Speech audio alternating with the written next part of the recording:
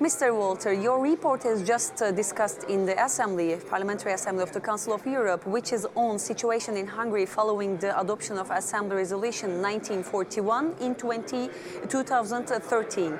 So after this resolution, you had a request for the opening of a monitoring procedure for Hungary. So let's start from that point. What are your outcomes of the implementation of that resolution in Hungary? Well, the resolution on the opening of a monitoring procedure was 3 years earlier, which went to the monitoring committee.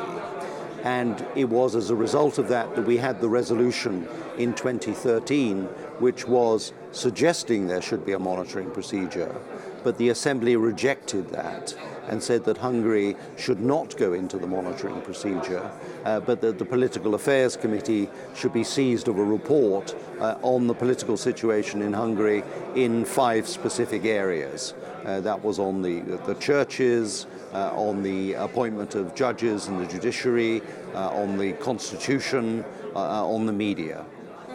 And let's come to the discussions that happened in the Assembly. So what are your recommendations to the Hungarian authorities at that point? Well, my recommendations are that basically they should keep their vigilance in working with the Council of Europe, as they have been. They've been working with the Secretary General, with the Venice Commission.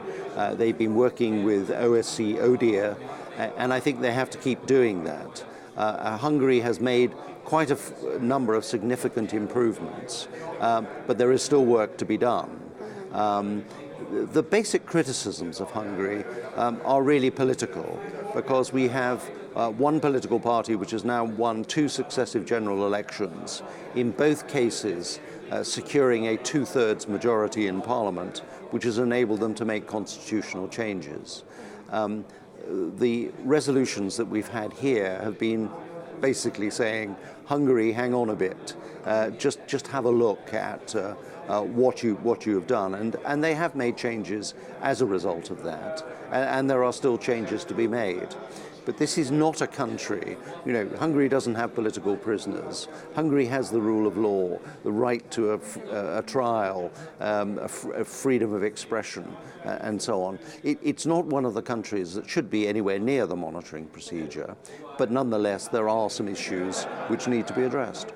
And on that point, what would you like to say about the reactions of the other parliamentarians in the Assembly and their opinions on your report? Well, the Hungarian socialist opposition has been working very hard with the socialist group here and got a lot of support there.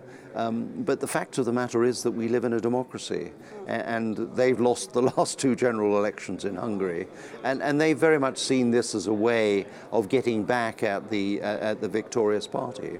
But one of my concerns in Hungary is that if we are too critical of the Hungarian government, all we do is we give ammunition to the extremist parties. And the government has lost seats in the last 3 by-elections to the extreme right-wing party Jobbik. Whilst I shouldn't be expressing a political opinion as a rapporteur on the Constitution, nonetheless, that is something I view with some concern, and I would want to make sure that Hungarian society did recognize centre politicians in the centre, whether they're centre-left or centre-right, and really to reject the extremes. Thank you so much for all these clear messages and joining us on Mediabox. Thank you so much, Mr. Walter. Thank you very much. Thank you.